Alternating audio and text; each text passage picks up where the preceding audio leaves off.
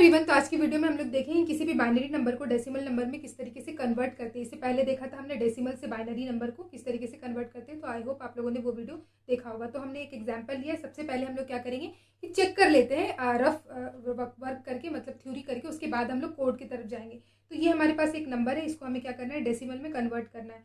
तो इसके लिए हमें क्या करना पड़ेगा, यहाँ पे देखो n इक्वल टू 1100 और यहाँ पर जो है 4 बिट में हमारा दिया हुआ है, 4 बिट बाइनरी है। इसको हम लोग यहाँ से लिखते हैं इस साइड से 2 की पावर 0, 2 की पावर 1, 2 की पावर 2 और 2 की पावर 3।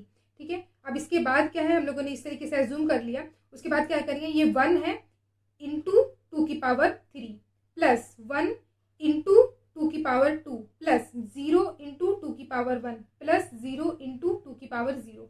इस तरीके से करते हुए लिखेंगे। तो ये वैल्यू क्या आ जाएगा हमारे पास, 1 इंटू 2 की power 3 plus 1 into 2 to the power 2 plus 0 into 2 की पावर 1 प्लस 0 इंटू 2 की पावर 0।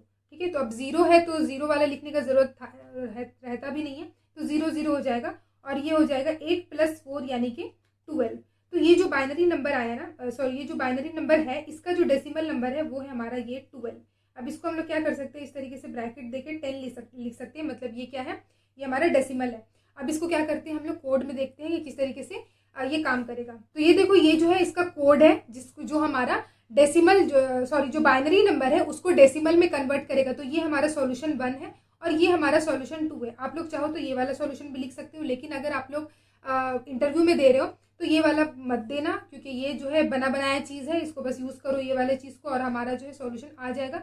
ये चीज़ को हम लोग जो है ड्राई रन करके देखेंगे, क्योंकि ये जो छोटे छोटे कॉन्सेप्ट्स होते हैं ना, वो किसी दूसरे प्रॉब्लम में भी हमारा यूज़ हो सकता है, इसीलिए तो इसको हम लोग ड्राई रन करके देखेंगे।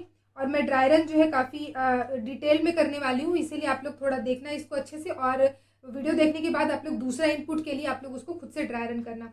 तो स्टार्ट करते हैं इसको ड्राई रन करना। इनिशियली क्या है हमारे पास, देखो इनिशियली हमारे पास एक वेरिएबल है डेसिमल, उसकी वैल्यू हमने 0 रख दी है, और दूसरी वेरिएबल है हमारे पास पाव, उसकी वैल्यू हमने 1 रख दी है। और इनपुट मान लेते हैं, यहाँ पे जैसे इनपुट था हमारे पास, ये क्या है 1100, इसको कन्वर्ट करना है हमें 12 में। तो इनपुट हम लोग क्या मान लेते हैं, इनपुट हम लोग 1100 ही मान लेते हैं। ठीक है, इसको हम लोग को 12 निकालना है। तो अब देखो ये जो चीज़ है ये हमारा इनिशियल है।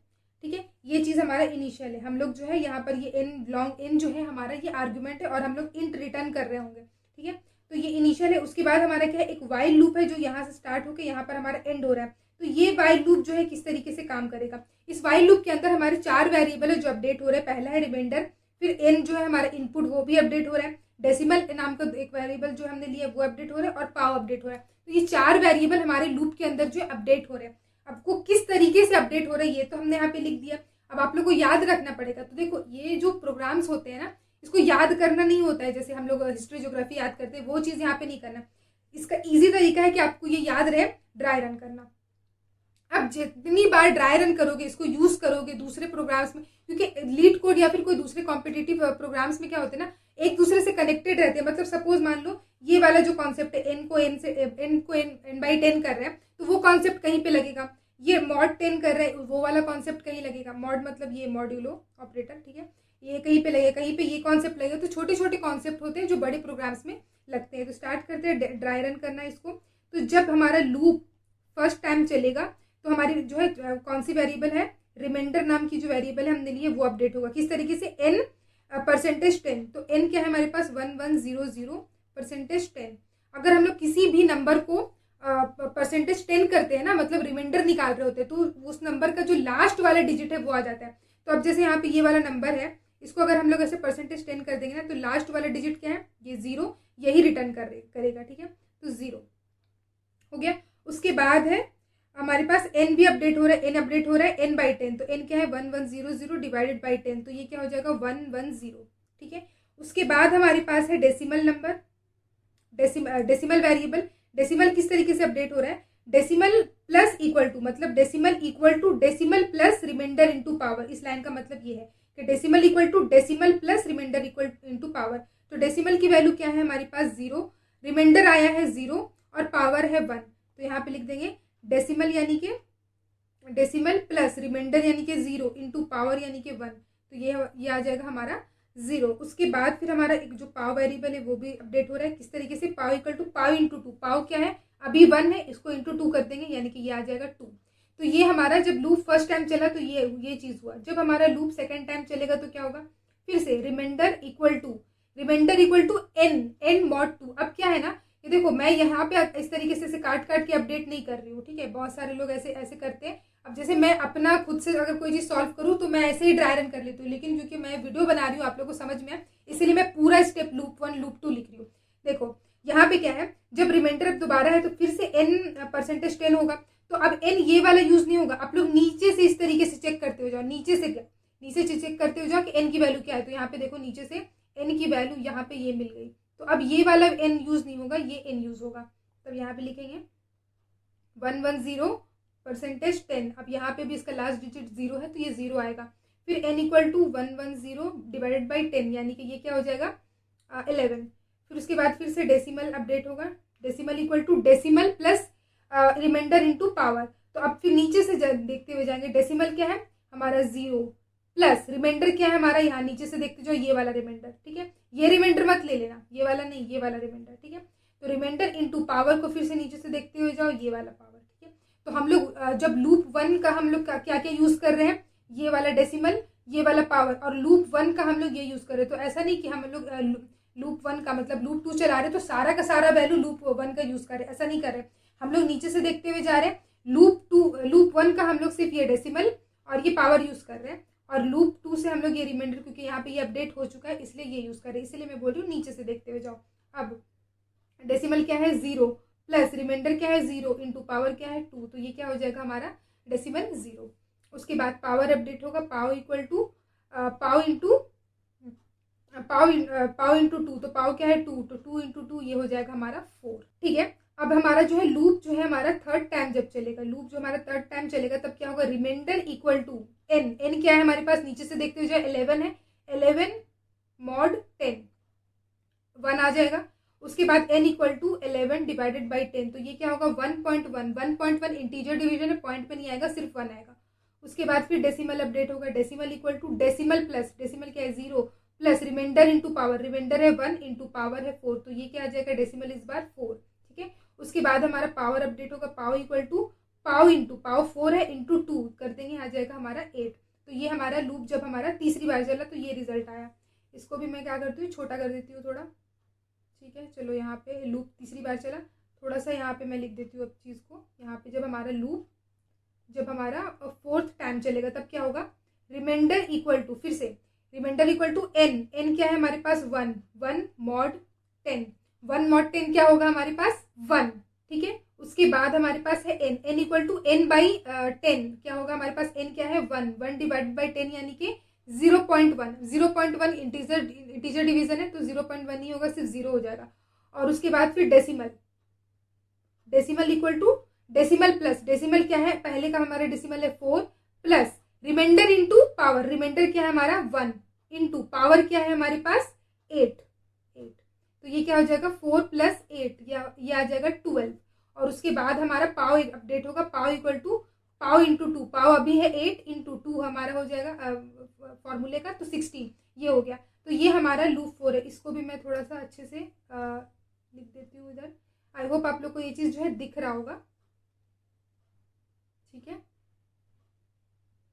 ये हमारा लूप 4 है। पीडीएफ का जो लिंक है आपको नीचे डिस्क्रिप्शन में मिल जाएगा, तो आप लोग जब ड्राई रन करना तो वहां से देख सकते हो। उसके बाद जब हमारा लूप 5th टाइम चलेगा तो क्या होगा हमारे पास n नॉट इक्वल टू 0 ये वाला कंडीशन हिट कर जाएगा।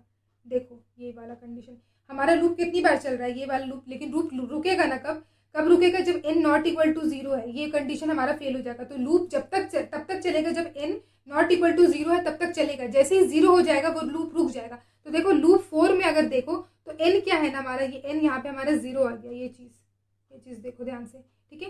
n 0 आ गया मतलब लूप 5 जो है हमारा ये कंडीशन चेक करेगा 5th टाइम में और ये यहीं पर स्टॉप हो जाएगा, ठीक है। तो इस तरीके से हम लोग कर सकते हैं ड्राई रन। अब आपका टास्क है कि दूसरे इनपुट के लिए जो है आप लोग अपना n का वैल्यू कुछ दूसरा नंबर ले लो, कोई दूसरा बाइनरी, और उसके बाद उसको ड्राई रन करके देखो कि आपका आंसर किस तरीके से काम कर रहा है। उससे आपको समझ में आएगा कि किस तरीके से प्रोसेसिंग हो रही है। अब यहाँ पे रिटर्न हो जाएगा, लूप क्योंकि खत्म हो गया तो रिटर्न हो जाएगा डेसिमल। तो डेसिमल की वैल्यू क्या है ये हमारे पास, यहाँ पे देखो ये है 12। डेसिमल की वैल्यू, क्योंकि हमारे पास ये 12 बची हुई, तो हमारा 12 आंसर जो है रिटर्न कर जाएगा। तो ये चीज़ हुआ हमारा, ये वाला सॉल्यूशन हमारा इस तरीके से काम कर रहा है। दूसरा अगर सॉल्यूशन देखें, ये सॉल्यूशन, तो यहाँ पे हम लोग सिंपली क्या कर रहे हैं, सॉल्यूशन नंबर 2 में स्ट्रिंग जो है ले रहे हैं और लॉन्ग डॉट टू स्ट्रिंग यहाँ पर से हम लोग जो है एक तरीके से कन्वर्ट कर रहे हैं हम लोग, उसके बाद रिटर्न कर दे रहे पार्स इंट str,2 पे। अब ये जो पार्स इंट है ना, ये क्या कर रहा है, इसका डेफिनेशन मैंने यहाँ पे लिख के रखा हुआ है, सिंपल है।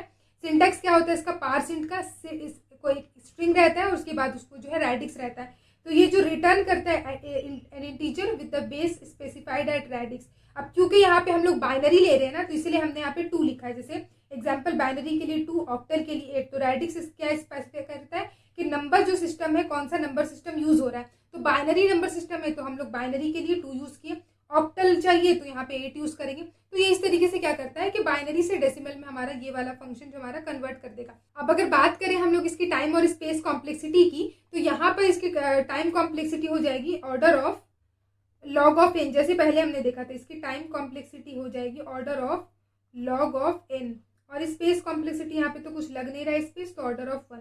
ठीक है, जैसे पहले हमने देखा था हम लोग क्या कर रहे थे, डेसिमल से बाइनरी कन्वर्ट कर रहे थे, तो भी ऑर्डर ऑफ लॉग इन, यहाँ पे भी इसकी टाइम और space complexity order of log in और 1, और इस वाले कोड का भी सेम ही होगा, order of log of n, क्योंकि ये जो फंक्शन है वो भी हमारा सेम ही टाइम लेगा। ठीक है, तो ये चीज़ एक हो गया। अब इसको क्या करते हैं हम लोग, जल्दी से रन करके देख लेते हैं कि ये किस तरीके से काम कर रहा है। तो आगे हम लोग कंप्यूटर स्क्रीन पर, यहाँ पर देखो मैंने क्लास का नाम रखा है बाइनरी टू डेसिमल, और हम लोग इनपुट ले रहे हैं, और इसके बाद हम लोग जो सॉल्यूशन 1 नाम का हमारा मेथड है ये वाला, इसको कॉल कर रहे हैं। वही चीज़ है जो अभी हम लोग समझे थे। ठीक है, यहाँ पर ये सॉल्यूशन 1 मेथड है, इसको रन करके देखते हैं। बाइनरी टू डेसिमल को रन करते हैं, ये एक इनपुट मांगेगा, हम लोग डाल देंगे जो अभी हमने रन कराया था। ठीक है, तो ये 1100 डालते हैं, 12 आना चाहिए। ठीक है, तो डेसिमल ऑफ 1100 इज 12। अब हम लोग दूसरा फंक्शन भी देख लेते हैं कि किस तरीके से काम कर रहा है। तो इसको 2 यहाँ पे जो है हम लोग अब इसको कॉल करते हैं, ये सॉल्यूशन 2 को, तो इसको रन करते हैं।